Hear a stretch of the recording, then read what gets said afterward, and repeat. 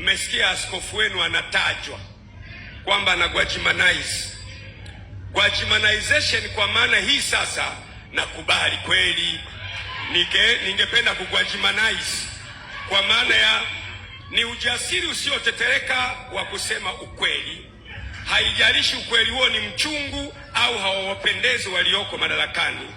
Ni dhamiri thabiti ya kutetea maslahi ya taifa kuliko maslahi binafsi na kuinua sauti ya uthubutu mkubwa bila kuyumba kiasi cha kusababisha ivume ndani ya himaya za mamlaka na kutikisa misingi ya ufisadi na dhuluma katika nchi ya Tanzania.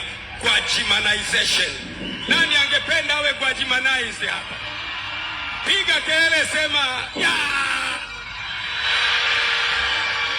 Naomba ukae. Kwa hiyo kwenye hili swala sitayumba, sitabadilika, sitapunguza msimamo, tasimama nalo mpaka kuhakikisha kila aliyetekwa amejulikana amekwenda wapi, anafanya nini, na wale missing persons, kuna wengine wanaitwa missing persons ambao wenyewe hawajulikani wako wapi, lazima tuhakikishe na wao wanapatikana.